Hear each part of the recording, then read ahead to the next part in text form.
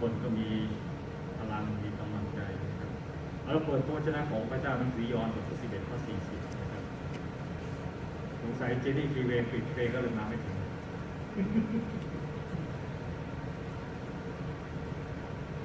ยอห์นบทที่11ข้อ40ยอห์น11:40 จอห์น11:40ใครเจออ่านเลยครับ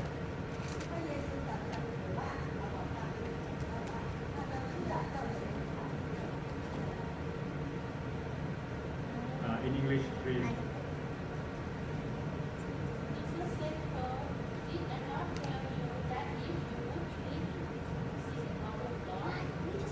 ในภาษาไทยใช้คำว่าเห็นความยิ่งใหญ่ของพระเจ้าในภาษาอังกฤษใช้คำว่า glory คือแปลคำว่า glory ก็คือสง่าราศีของพระเจ้าหรือลักษณะการแสดงออกที่พระเจ้าสำแดงออกกับมนุษย์ให้ได้เห็นถึงความยิ่งใหญ่แล้วเมื่อได้เห็นความยิ่งใหญ่ของพระเจ้าเนี่ยเราได้เห็นอะไรเห็นการเคลื่อนไหวการกระทำการทรงช่วยฤทธานุภาพฤทธิเดชของพระเจ้านั่นคือสิ่งที่นี่ maybe you can help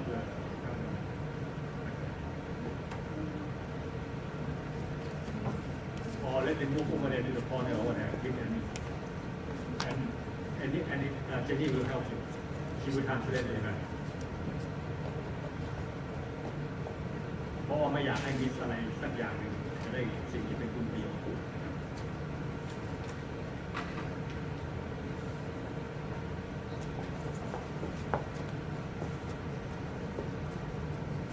พระเจ้าสำแดงความจริงกับชีวิตของเรามาธาได้พูดกับพระเยซูแล้วพระเยซูก็พูดกับมาธาเหตุการณ์เกิดขึ้นเพราะว่าน้องชายของเขาเสียชีวิตลาซารัสตายถามว่าพระเยซูรู้ไหมรู้จงใจไหมจงใจใช่ไหมเขาก็บอกพระเยซูถ้าพระองค์อยู่ที่เนี่ยน้องข้าพเจ้าก็ไม่ตายก็ต่อว่ามีคำแก้นี้พระเยซูเป็นพระเยซูรู้ว่าพระองค์จะทำอะไรนั่นคือสิ่งที่พระองค์สำแดงความยิ่งใหญ่ของพระเจ้าผ่านชีวิตของมนุษย์ผ่านชีวิตของลาซารัสความยิ่งใหญ่ของเป็นความยิ่งใหญ่ถ้าจะพูดแล้วเมื่อโมเสสอยากจะมองดูพระเจ้าพระเจ้าบอกว่าเราเห็นเราไม่ได้หรอกเนี่ยเข้าไปอยู่ในซอกหินเราจะเสด็จผ่านไปเป็นแต่หลังเราก็พอเพราะพระบิดาบอกว่าใครเห็นพระเจ้าต้องตายนั่นคือความยิ่งใหญ่สง่าราศีของพระเจ้าที่ปรากฏแล้วมนุษย์ไม่สามารถสัมผัสสิ่งเหล่านั้นได้เพราะมนุษย์เป็นคนบาปเราเชื่อว่าวันหนึ่งว่าเราไปถึงแผ่นดินของพระเจ้าเราจะได้เห็นอย่างที่พระบิดาบอกหน้าต่อหน้าเราจะเข้าใจเราจะรู้ถึงสิ่งเหล่านั้นเมื่อสภาวะของเราถูกเปลี่ยนพระเยซูใช้คำว่าถ้าเจ้าเชื่อพูดกับมาธาสวนกลับเลยข้าพเจ้าเชื่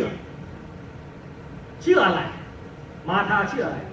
ถ้าพี่น้องดูในข้อที่27บทที่11ข้อที่27นั่นคือสิ่งที่มาธาเชื่อ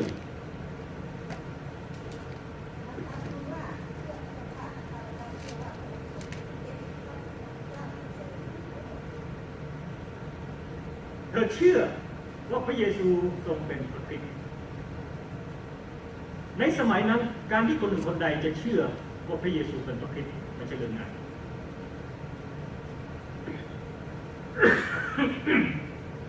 เพราะว่า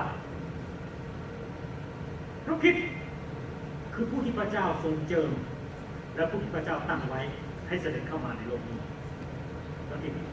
คือผู้ที่พระเจ้าทรงเจิมแล้วไม่ใช่ทุกคนเชื่อไม่ใช่ทุกคนเชื่อเพราะว่ามีคนมากมายสมัยนั้นไม่เชื่อว่าพระเยซูทรงเป็นพระคริสต์วันนั้นมาธาบอกว่าข้าพเจ้าเชื่อว่าพระองค์ทรงเป็นพระคริสต์และไม่ใช่เท่านั้นเชื่อว่าพระองค์ทรงเป็นพระบุตรของพระเจ้าแล้วความเชื่อที่มีอยู่ในพระเยซูเนี่ยแม้ว่าตายแล้วก็จะมีชีวิตใช่ไหมม มาธาบอกข้าพเจ้าเชื่อแม้ว่าน้องข้าพเจ้าตายไปแล้วเขาจะมีชีวิตอีก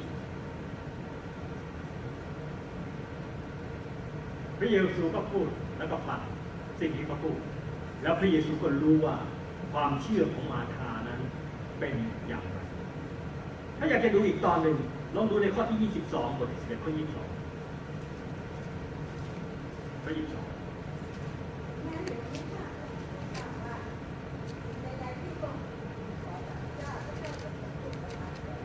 นี่คือความเชื่อของมาธาความเชื่อของมาธาสิ่งใดๆที่พระเยซูทูลขอพระเจ้าพระเจ้าจะประทานให้นี่คือความเชื่อของมาธาดังนั้นถ้าพระเยซูทูลขอพระเจ้าให้ลาซารัสเป็นขึ้นมาลาซารัสก็จะเป็นขึ้นมานี่คือความเชื่อความเชื่อของเราเป็นอย่างไร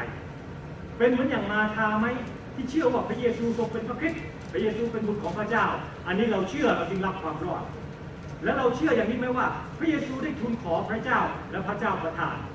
ไม่ว่าจะเป็นหนังสือโรมหนังสือฮีบรูนะที่ได้พูดว่าพระเยซูเสด็จขึ้นไปอยู่เบื้องขวาพระหัตถ์ของพระเจ้าแล้วทูลอธิษฐานขอเพื่อเราแล้วถ้าพระเยซูทูลอธิษฐานขอเพื่อเราทำไมตามคำของมาธาตรงเนี้ยเราก็จะได้ในสิ่งที่พระเยซูทูลขอเวลาเราทูลขออะไรครับในพระนามพระเยซูใช่ไหมพี่น้องอธิษฐานผมได้กังวลมากพระองค์เจ้าข้าเมตตาผมด้วยผมยอมรับจะซ้ายจะขวาจะมาก็ไม่มาจะเล็งไม่เล็งก็แล้วแต่ขอบคุณพระเจ้าใช่ไหมแม้เลือดมันจะสูงก็ไปดูใจตุ้มๆต่อมๆไปนอนเขาก็ให้กินอะไรยาฉีดเข้าไปในร่างกายแล้วเขาก็ให้เราเข้าท่อสแกนทุกส่วนใจไม่ดีเพราะมาครบ3 ปีใช่ไหมใจไม่ดีก็ที่ทางพระเจ้าทุกอย่างนั้นอยู่ที่พระทัยของพระองค์ผมขอในพระนามพระเยซูเรารู้อย่างนี้ว่าเมื่อขอในพระนามพระเยซูพระเยซูขอพระบิดาเพราะพระองค์อยู่ที่ในสวรรคสถานในหนังสือโรมพูดไว้หนังสือที่ผมพูดไว้ว่าพระเยซูคริสต์เจ้าอธิษฐานขอเพื่อเราดังนั้นเมื่อผมทูลขอพระเยซูก็บอกกับพระเจ้าเพื่อเราแล้วมาธาบอกว่าอะไรที่พระองค์ขอพระเจ้าจะให้และขอบคุณพระเจ้าผลออกมาที่นี่เนาะโอเคไว้ที่นี่เซมติงมันสวอร์มันมีน้ำซึ่งมันเดินไม่สะดวกใช่ไหม liver normal นี่คือตัวที่ผมกลัวเพราะว่ามันมียอดขึ้นมา10 มิลใช่ไหมแล้วหมอก็ส่งไปหาหมอตับสเปเชียลิสต์ไปดูสแกนไปทำอุลตราซาวด์ไปเช็คนะก็ไม่มีอะไรเขาบอกถ้าไม่มีอะไรเขาไม่เจาะเข้าไปใช่ไหมเขาบอกว่ามันไม่เป็นไรแล้วรอดูอีกนี่ก็ผ่านมา6-7 เดือนเหมือนเดิม normal ไอ้6 มิลก็ยังอยู่เหมือนเดิมที่เดิมแต่เขาบอกว่า normal ออกมา normal ล่าง normal ไอ้ส่วนที่ถูกตัดหายไปก็เป็นสการทิชชู่เป็นแผลอยู่แล้วก็ว่าอย่างนั้นใช่ไหมส่วนอื่นๆใช่ไหมแพนเครียสอะไรนะตับอ่อนใช่ไหมตับอ่อนใช่ไหม normal ก็ขอบคุณพระเจ้าถ้ามัน normal แสดงว่ามันก็ยังควบคุมการทำน้ำตาลในร่างกายดีอยู่ขอบคุณพระเจ้าหลายอย่างพอเขาตรวจทุกอย่างก็ normal เขาก็ดูระบบข้างล่างที่เขาตัดออกระบบขับถ่ายข้างล่างก็ normal ใช่ไหมเขาเรียกอะไรคืออะไรเนี่ยจำไม่ได้เขาบอก normal ทุกอย่างเป็นปกติ normal 3-4 อย่างมาผมอ่านแล้วผมก็ขอบคุณแล้วขอแล้วพระเจ้าเป็นคนให้ผมเชื่อผมจึงขอแล้วขอก็ได้นี่คือสิ่งที่เป็นอย่างนั้นจริงๆว่าสิ่งใดที่พระเยซูทูลขอมาธาพูดนะว่าท่านทูลขอจากพระเจ้าพระเจ้าจะประทานให้ท่านดังนั้น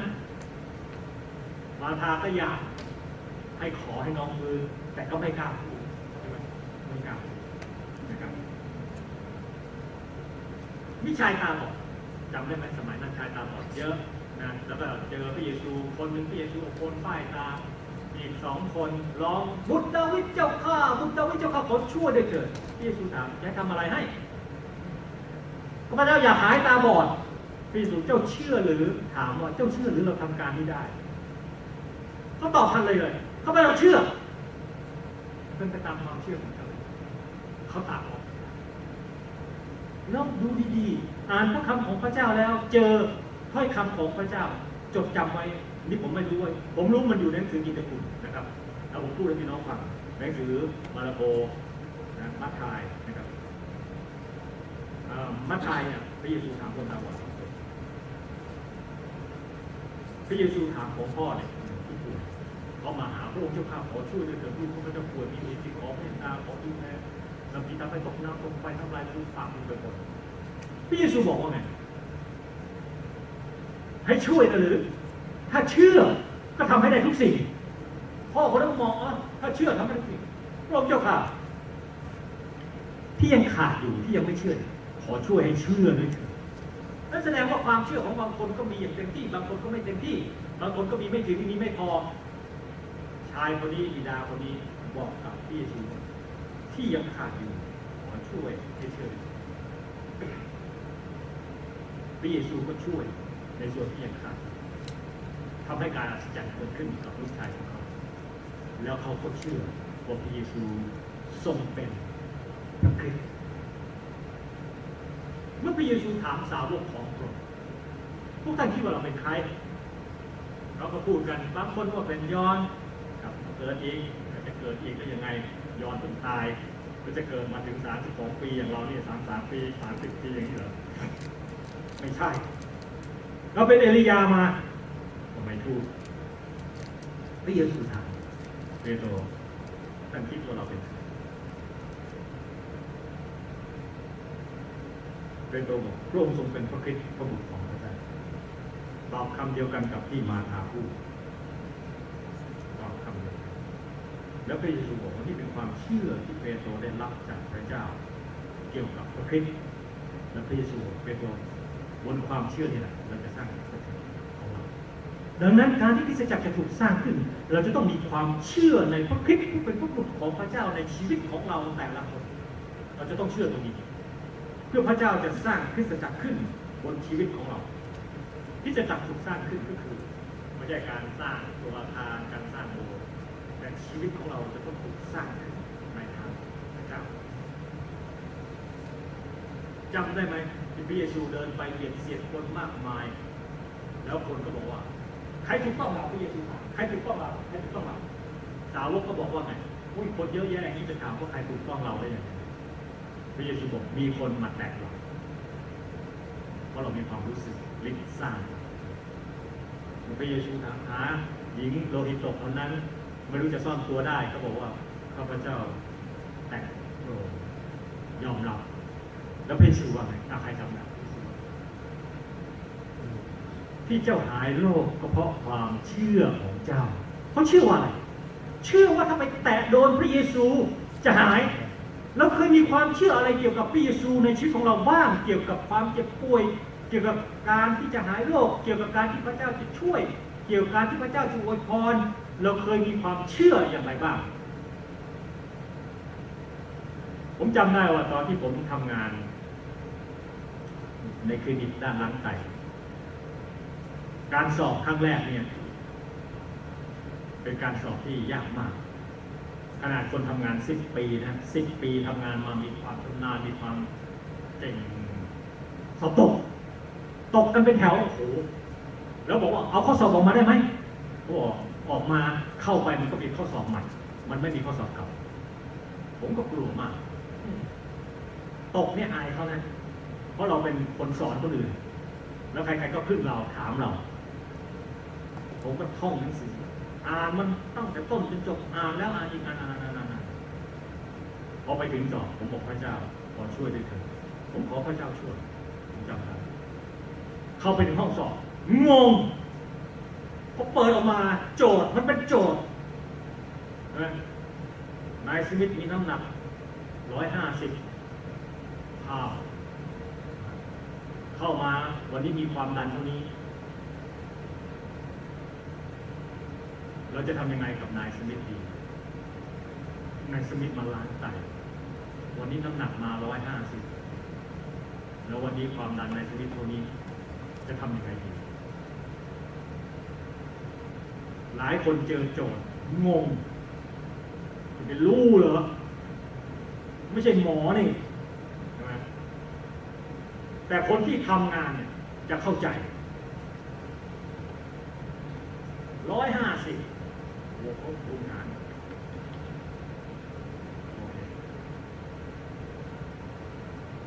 นายสมิธจะต้องมีน้ำหนัก148จะต้องมาออกให้แก2 กิโลให้แกกลับบ้าน148เพราะแกเข้ามา150แกกลับบ้าน150ไม่ได้ถึงกลับบ้าน150แกตายดังนั้นอย่างน้อยที่สุดมาตรฐาน2 กิโลผมว่าถ้าผมว่าคุณนั้นก็ตอบ I will send Mr. Smith back home with 148 with the blood pressure here I will do this แล้วก็พูดไปตามภาษาหนังสือโอ้ยพ่อโจทย์นี่โจทย์นั้นถามนี่ถามนั่นไอ้ที่เราท่องมามันอยู่ที่ไหนเนี่ยหาไม่เจองงแต่เราขอบคุณพระเจ้าที่พระวิญญาณประทานความเข้าใจความคิดที่ไม่เคยคิดเกิดขึ้นในห้องสอบออกมาใครๆก็ถามเฮ้ยเป็นไงพี่เด้อyou okay I don't know confused yeah I told you confused เป็นไงแต่ว่าบอกแล้วมันงงบอกแล้วรับรองมึงไม่รู้เรื่องหรอกผลออกมาผมได้98โอ้เข้ามาออฟฟิศทุกคนตบมือเลย98เพราะอะไรผมเป็นเทรนเนอร์ไงเป็นคนสอนก็เลยคิดว่าผมเก่งเจ้านายบอกดีแล้วไม่ต้องไปเสียบริษัทจ่ายให้150 เหรียญค่าสอบไม่งั้นต้องจ่ายเองแล้วคนอื่นไปสอบไอ้คนที่สอบตกก็มาหาช่วยฉันหน่อยสิเพราะถ้าสอบไม่ผ่านฉันทำงานไม่ได้ต้องสอบให้ผ่านแล้วตอนนี้เป็นกฎหมายใหม่ทุกคนก็ต้องสอบจนกว่าจะผ่านหลายคนตกก็กลับไปสอบอีก150ตกอีก300ตกอีก450บวกขึ้นไปเรื่อยๆจ่ายเองนะฮะบริษัทไม่จ่ายให้ก็ต้องสอบเพื่ออะไรครับเพื่อจะทำงานผมบอกกับพี่น้องคนหนึ่งที่เป็นคริสเตียนทำงานด้วยกันผมบอกพี่ผมอธิษฐานกับพระเจ้ามากให้พระเจ้าช่วยและสิ่งใดที่ขอจากพระเจ้าพี่ก็ต้องขอจากพระเจ้าเขาบอกอาจารย์พี่รู้จะสมองจากที่ไหนเข้าไปสอบตกผมบอกพี่ข้อสอบมันมาอย่างไงเนี่ยมันเป็นข้อสอบเชาความจริงก็คือข้อสอบความจริงก็คือเกี่ยวกับเรื่องน้ำที่ใช้เกี่ยวกับความสูงต่ำของปริมาณน้ำเกี่ยวกับอันตรายเกี่ยวกับเวลาเกี่ยวกับความเซนซิทีฟเกี่ยวกับการติดต่อโรคเชื้อโรคมันจะยังไงเกี่ยวกับเลือดที่เป็นเรื่องธรรมดาพี่จะต้องรู้ถ้าไม่รู้พี่สอบตกต้องมาติวหลายคนก็อยากติวก็มาให้ผมติวผมก็เลยเปิดชั้นให้เราติวให้ผมก็อธิบายเพราะว่าผมรู้เรื่องน้ำผมเป็น water technician ใช่ไหมรู้อันตรายน้ำรู้ว่าเครื่องมันมาที่นี่พอนี่ผมต้องรู้นะถ้าไม่รู้สอบตกเพราะเขาถามน้ำมาจากไหนน้ำประปาครับ tap water get to the pump get to the filter get to the มาที่นี่เครื่องจะผลักดันน้ำให้มีระดับเดียวกันนะเข้าไปในเครื่องกรองเพื่อจะกรองเข้าไปในการทำให้น้ำเป็นซอฟต์เนอร์ก็คือใส่เกลือลงไปนะก็อธิบายคราวนี้คนที่ตกเริ่มมีคนผ่านเพราะผมแนะแนวให้ว่าจากนี้จะต้องรู้เพราะมันเป็นเรื่องอย่างนั้นใครให้จ้ะผมทูลขอแล้วพระเจ้าผมจึงเชื่อว่าเมื่อเราขอสิ่งใดจากพระเจ้าพระเจ้าจะประทานผมไม่รู้พี่น้องเคยขออะไรบ้างแต่สำหรับผมขอหลายครั้งที่ต้องใช้ความเชื่อให้พระเจ้าทำงานกับชีวิตเมื่อหญิงคนนั้นถูกต้องพระเยซูคริสต์พระองค์บอกว่าใครถูกต้องเราความเชื่อในใจของเขาทำให้เขาไปแตะพระเยซูแล้วก็พบการช่วยอะไรที่เป็นความเชื่ออยู่ในใจของเราที่อยู่ที่บ้าน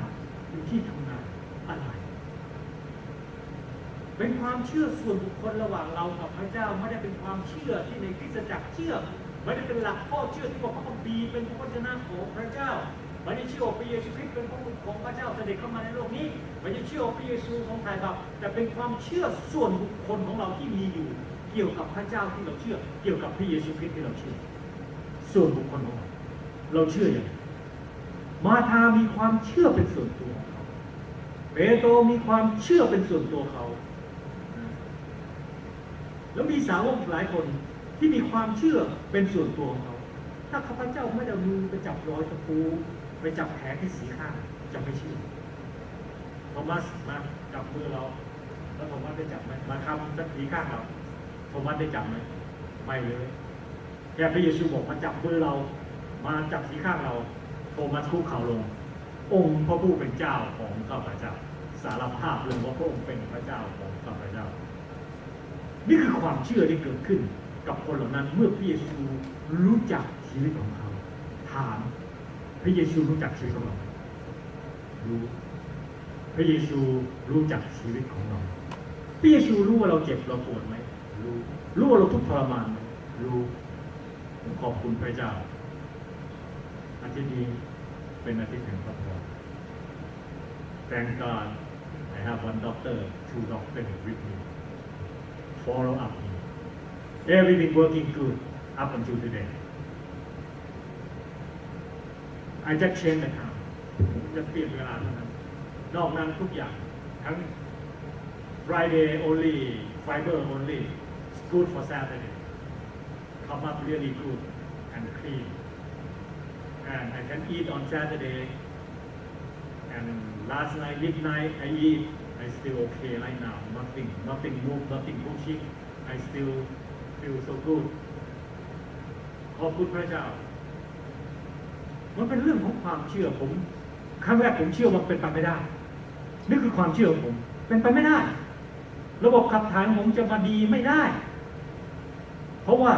มันเปลี่ยนไปจากที่พระเจ้าสร้างเอาไว้อะแล้วหมอเข้ามาตัดมาต่อมันไม่ใช่เหมือนเดิมแต่ผมบอกพระเจ้าช่วยผมให้ระบบนี้มีบางอย่างจะทำให้มันเป็นปกติได้แล้วก็จริงๆผมจะต้องจดนะว่าผมกินกี่โมงกินยาถ่ายเท่าไหร่กินไฟเบอร์เท่าไหร่แล้วก็กินอาหารอะไรจะจดไว้ถึงเวลามาไงแล้วพออาทิตย์นี้ผ่านไปผมรู้สึกดีใจนะดีใจที่เมื่อเช้ามันไม่ได้กวนอะไรผมเพราะเป็นวันอาทิตย์แล้วผมก็จะดูว่าเดี๋ยววันจันทร์อังคารพุธพฤหัสศุกร์เสาร์อาทิตย์หน้าจะเป็นยังไงถ้าเราเชื่อที่ยังขาดอยู่ขอช่วยให้เชื่อเลยเถิดผมขาดนะเพราะผมคิดว่ามันเป็นไปไม่ได้เพราะมันผิดไปจากระบบของความเป็นจริงแต่พระเจ้าก็สามารถที่จะให้เราฝึกควบคุมและนำให้มันดีได้พอแรกใจถึงในใจกล้าถึงนั่งไปเดินทาง8 ชั่วโมงขึ้นซานฟรานซิสโกอีกใจหนึ่งอยู่บ้านนอนดีกว่าคนนั่งรถไปทรมานเกิดมีปัญหาสงสารคนที่นั่งอยู่ในรถขอโทษได้กินตุยๆทั้งทางตลอดทางเองคงไม่ไหวแล้วสิ่งที่ดีที่สุดคือความเชื่อในชีวิตของเราอยู่ที่ตรงนั้นพี่น้องรู้แล้วว่ามาธาเชื่อเปโตรเชื่อชายคนนั้นเชื่อเพื่อลูกของเขาหญิงคนหนึ่งเชื่อเพื่อลูกของเขาหญิงคนหนึ่งเชื่อเพื่อตัวของเขาถ้าได้แตะได้จับได้สัมผัสชายตาบอดเจ้าเชื่อหรือเราทำการได้ข้าพเจ้าข้าพเจ้าเชื่อง่ายไหมที่พูดข้าพเจ้าเชื่อง่ายแต่ถ้าความเป็นจริงกับชีวิตของเราในปัจจุบันเราจะเชื่อได้ยังไงขอพระเจ้านำเราขอพระเจ้าดูแลเราไปเสมอผมอยากจะฝากความเชื่อไว้ในความคิดของพี่น้องเป็นข้อคิดแล้วอาทิตย์หน้าดูว่าจะเป็นยังไงที่ต่อไปจะเป็นยังไงแล้วเราจะมาดูว่าผมจะค้นดูในพระวจนะของพระเจ้าเกี่ยวกับเรื่องเหล่านี้อีกว่าถ้าเชื่อแล้วมันเกิดเป็นพระพรจะเป็นไปได้ยังไงเราตามไปกันนะครับฉันพี่น้องยินดีกันข้าแต่พระเจ้าขออวยพรพระวจนะของพระองค์ให้เป็นพระพรความเชื่อของคนในอดีตในหนังสือพระกิตติคุณที่เราได้อ่านเจอขอพระเจ้านำพาให้ความเชื่อของคนเหล่านั้นเป็นพรมาถึงเรา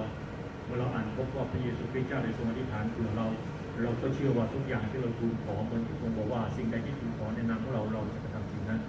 เพราะพระเจ้าก็เชื่อพระองค์สิ่งนั้นแต่พระเจ้าอวยพรพี่น้องที่เดินทางไกลคุ้มครองรักษาดูแลได้รับพระพรจากพระองค์พี่น้องจะเดินทางกลับบ้านขอพระเจ้าดูแลเอาใจใส่ไม่ว่าจะหยิบจับการงานสิ่งใดขอพระเจ้าอวยพรให้เกิดเป็นพระพรเป็นผลดีสำหรับชีวิตของเราทั้งหลายแต่ละคนเราขอบคุณพระเจ้าสำหรับความรักความเมตตาขอพระองค์ทรงดูแลเอาใจใส่เรา ฝากซึ่งกันและกันไว้ในพระทันชีวิตของพระองค์เราขอพระคุณพระองค์ในพระนามเยซูคริสต์เจ้า